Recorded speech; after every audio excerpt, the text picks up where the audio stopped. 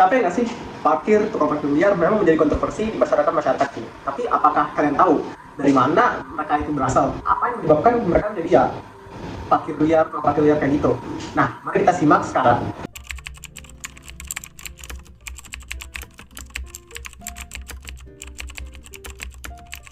Pertama-tama kita harus membahas tentang akar-akar dari konflik tersebut. Pertama, ada ketidaksetaraan hukum dan fasilitas umum yang ada di masyarakat. Nah, tukang parkir itu ada gara-gara ya pasti ada penyimpangan di sesuatu bagian atau dua. Nah, mungkin tempat yang mereka tempatin itu tidak terlalu menetapkan aturan mereka atau tidak berani mengusir mereka. Juga mungkin polisi atau aparat-aparat hukum lain tidak terlalu memperhatikan daerah tersebut. Ya, hal itu menyebabkan membuat celah untuk membiarkan mereka itu untuk berkembang. Nah, dan kedua ada modus operandi mereka yang mudah banget. Kalau kalian lihat pekerjaan tukang parkir itu memang ya tinggal berdiri di belakang mobil lagi situ bilang terus dan itu memang menjadi modus operandi mereka dari kapan tahu dan itu juga mudah untuk dipelajari dan juga turun-menurun sifatnya sih kalau saya. Dan untuk faktor yang ketiga itu ada kelompok pasifnya. Nah, biasanya itu kalau tukang parkir itu ya ada yang kayak sebel sama mereka, tapi pasti kan mereka seperti kayak pushover, nggak mau ngapa-ngapain, kayak daripada ribut sama tukang parkir ya lanjutin aja harinya. Adalah solidaritas kelompok yang kurang. Seperti poin yang ketiga, publik juga terpisah di dalam topik ini. Ada yang oposisi dan ada yang mediasi, yang membuat isu ini menjadi tabu atau obscure. Dan yang terakhir adalah self-validating mindset. Mereka mengira mendapatkan uang seperti ini adalah hal yang baik saja dan diterima di masyarakat, tidak dibantu dengan adanya kelompok-kelompok yang menciptakan solidaritas antara tukang parkir. Tapi kenapa sih masih banyak tukang parkir liar yang memungut uang dari konsumen di suatu tempat? Nah, ada beberapa faktor pendukung mengapa hal itu bisa terjadi. Yang pertama, kurangnya pengawasan dan penegakan hukum. Karena pemerintah juga nggak terlalu mengontrol itu, jadi tukang parkir liar itu bisa bebas beroperasi. Atau bahkan tukang parkir liar itu bisa tetap bertahan karena kurangnya tindakan tegas dari pemerintah. Lalu yang kedua, ada lahan parkir resmi yang terbatas. Mbak, silakan parkir di luar dulu ya, nanti aman kok saya yang jaga. Jadi ada beberapa tempat di mana lahan parkir resminya itu tidak cukup atau bahkan nggak ada sama sekali. Jadi pengendara itu bisa bebas menaruh kendaraannya di pinggir jalan dan hal itu malah dimanfaatkan oleh tukang parkir liar. Lalu yang ketiga ada sumber penghasilan. Nah, jadi masih banyak sebagian orang yang belum memiliki pekerjaan tetap sehingga menganggap kayak tukang parkir liar itu bisa menjadi sumber penghasilannya dan itu masih tetap bisa terus beroperasi. Oke, yang keempat yaitu kurangnya kesadaran konsumen. Banyak orang yang nggak peduli bahwa itu resmi atau bukan. Yang penting mereka bisa parkir. Jadi selama masih ada yang membayar, tukang parkir liar ini masih terus ada. Dan yang kelima yaitu ada backingan dari oknum tertentu.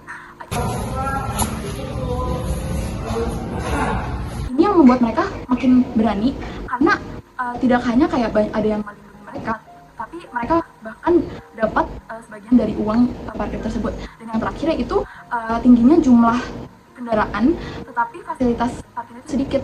Mobil dan motor itu semakin banyak, tapi tempat parkir tersebut tuh sedikit. Jadi parkir liar itu pilihan buat banyak orang yang parkir.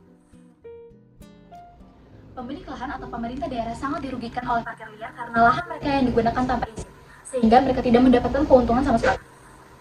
Parkir liar juga dapat mengganggu akses pelanggan ke toko dan fasilitas umum. Silakan Mbak dilihatnya tanamannya, ada tanaman hias, tanaman herbal dan juga tanaman jenis lain. Silakan dilihat. Bagi mereka atau pemilik lahan, tindakan ini sangat merugikan masyarakat dan pemilik lahan itu. Kalau ngomongin tentang parkir liar, ada beberapa pihak yang terlibat. Di antaranya itu ada tukang parkir liar. Mereka ini yang biasanya suka mengelola tempat parkir tanpa izin yang resmi.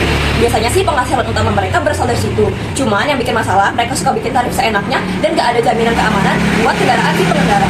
Lalu ada warga setempat, mereka itu merasa dirugikan karena jalan menjadi sempit, akses rumah susah, maupun itu menjadi gak nyaman karena banyaknya orang yang parkir sembarangan di lingkungan tempat mereka. Selanjutnya, kami akan menjelaskan mengenai akselator konflik. Fenomena tukang parkir liar di area parkir gratis telah menjadi isu pelayanan publik yang meresahkan banyak masyarakat di berbagai kota besar maupun kecil. Area yang semestinya menjadi fasilitas umum tanpa biaya justru dikuasai oleh oknum-oknum yang memanfaatkan celah. Iya, enak banget. Tinggal nyuruh orang dikasih duit. Gila. Untuk kepentingan pribadi, mereka memungut biaya parkir tanpa dasar hukum yang jelas dan kerap kali menggunakan intimidasi atau ancaman halus untuk memaksa pengguna kendaraan membayar.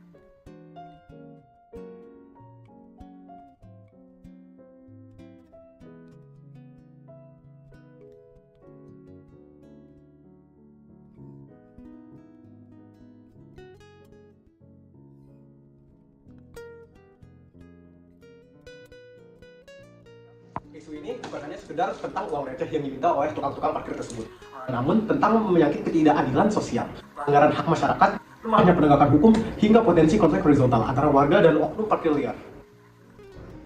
Oke, selanjutnya ada akibat dari konflik parkir liar di supermarket seperti Indomaret atau Alfamart atau supermarket. Nah, yang pertama itu pasti ada kesulitan parkir. Jadi dengan adanya tukang parkir liar ini sering menghalangi akses parkir.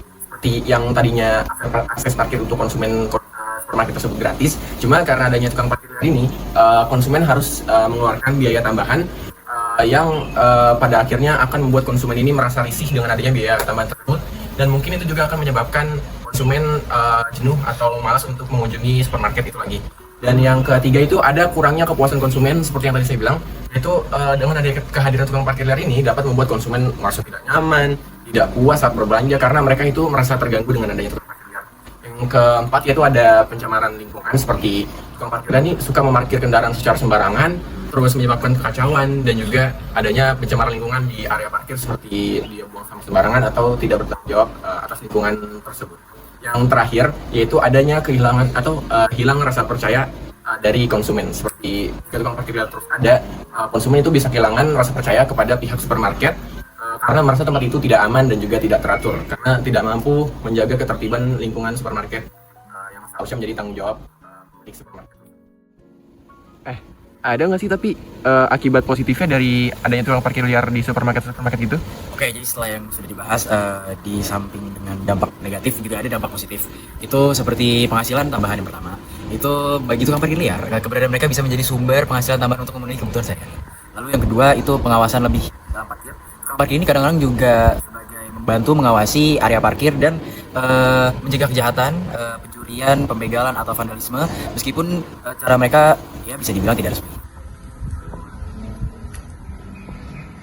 Lalu kehadiran tukang parkir liar di supermarket yang seharusnya menyediakan parkir gratis memiliki dampak negatif dan positif. Di satu sisi mereka menyebabkan kesulitan parkir, biaya tambahan, terus kurangnya kepuasan konsumen dan pencemaran lingkungan. Lalu di sisi lain mereka dapat memberikan penghasilan tambahan bagi tukang parkir dan membantu mengawasi lingkungan di sekitarnya. Lalu kesimpulannya, meskipun ada beberapa manfaat dampak merugikan bagi konsumen, lebih banyak lagi dampak berpotensi merugikan bagi para pebisnis, sehingga perlu adanya langkah-langkah untuk menertibkan situasi demi kenyamanan bersama. Oke, ada beberapa dampak dari konflik ini, yaitu ada dampak manifest dan juga ada dampak laten. Dampak manifest yang pertama yaitu biaya tambahan bagi pengendara. Pengendara harus membayar biaya parkir yang tidak resmi ini dan seringkali lebih mahal dari tarif yang ditetapkan oleh pemerintah. Dan para pengendara ini dipaksa membayar lebih, terutama saat tempat parkir itu penuh pada acara-acara tertentu seperti konser ataupun juga kayak bazar. Dan yang kedua yaitu kurangnya jaminan keamanan kendaraan. Karena tidak memiliki sistem keamanan yang resmi, kendaraan lebih rentan untuk dicuri ataupun mengalami kerusakan. Tetapi tukang parkir liar ini itu tidak bertanggung jawab atas kehilangan ataupun juga kerusakan tersebut. Dan yang ketiga yaitu gangguan terhadap kelancaran lalu lintas. Banyak tukang parkir liar yang tidak mengatur kendaraan dengan baik sehingga menyebabkan kemacetan. Contohnya seperti parkir di bahu jalan yang seharusnya digunakan untuk lalu lintas dan area parkir seringkali diperluas secara ilegal dan memakan dan mempersempit ruang untuk kendaraan yang melintas. Berikutnya ada dampak laten. Yang pertama itu melemahnya otoritas hukum dan pemerintah. Jadi jika pemerintah ini tidak bisa mengendalikan keberadaan tukang parkir liar, masyarakat akan kurang percaya dengan pemerintah dalam menegakkan aturan. Dan juga masyarakat bisa menganggap tukang parkir liar itu sebagai sesuatu yang wajar. Lalu yang kedua ada kerusakan infrastruktur jalan.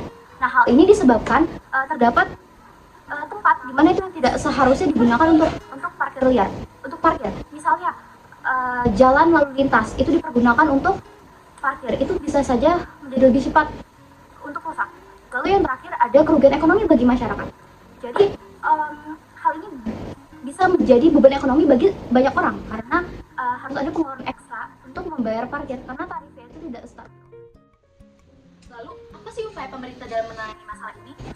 Pemerintah telah melakukan berbagai upaya dalam menangani parkir liar yang kerap menimbulkan kemacetan, yaitu dengan petugas dari Dinas Perhubungan bersama dengan Satuan Polisi atau Satpol PP secara rutin melakukan patroli dan memberikan sanksi kepada pelanggar, baik dalam bentuk tilang, pengembokan kendaraan maupun penderekan bagi kendaraan yang parkir sembarangan.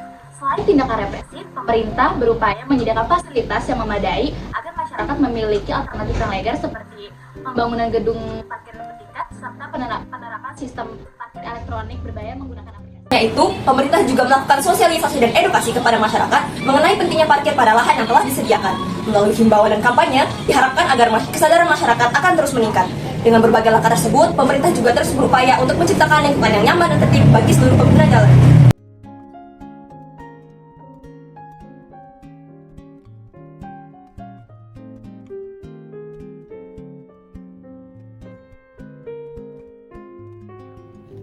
Oke, jadi untuk tingkat kesadaran parkir liar ini di golongan masyarakat itu masih tergolong rendah di banyak daerah dan terutama untuk di kota-kota besar mungkin ya.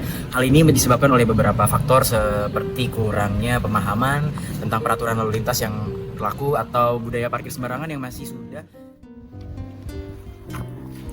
Nah, jadi apa sih yang perlu dilakukan buat ningkatin kesadaran masyarakat terhadap parkir liar ini?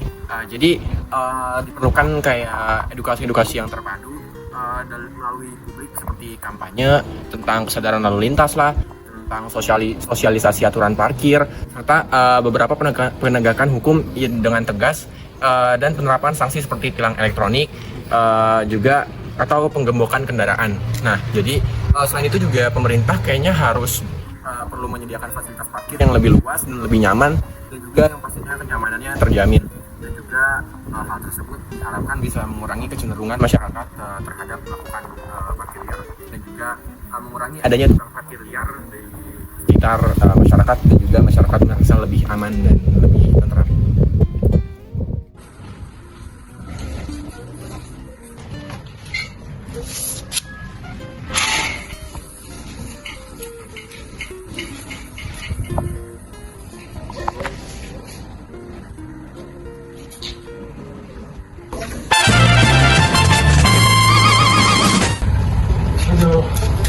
Udah mau siang hari, belum ada panggil juga. Aduh.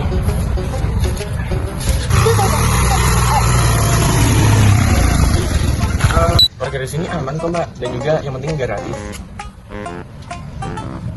Iya mbak, silakan dibidik. Di sini ada beberapa jenis tanaman, ada tanaman hias, tanaman herbal juga, tanaman biasa.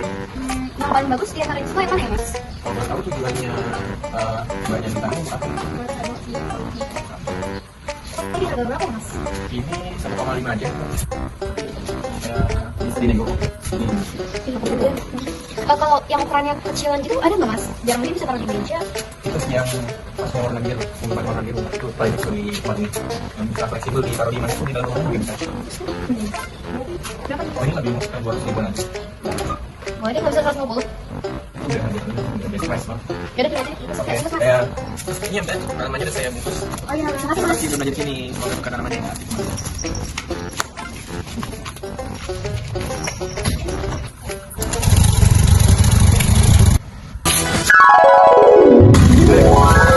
Bayar, kan gratis.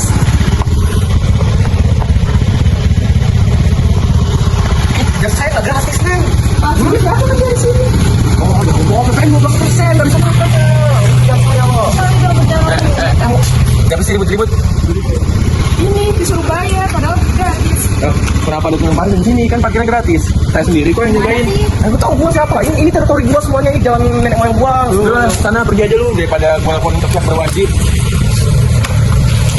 Pergi sana. Makasih ya mas. Iya, sama-sama.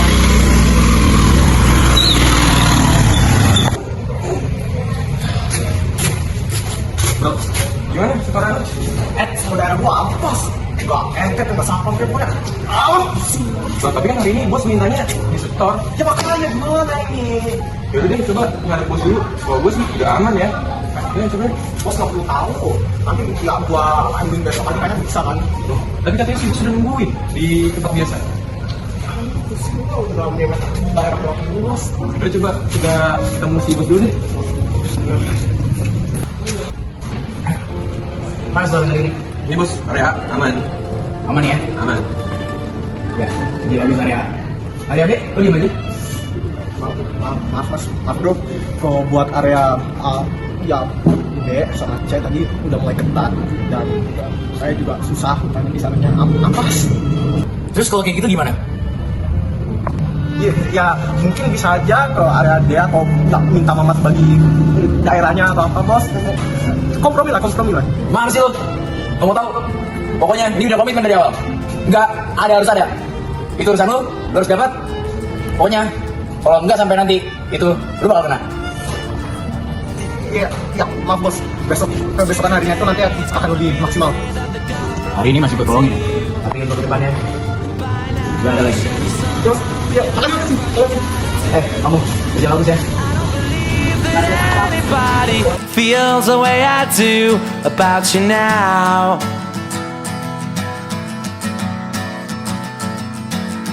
Backbeat, the word is on the street that the fire in your heart is out. I'm sure you've heard it all before, but you never really had a doubt. I don't believe that anybody feels the way I do about you now.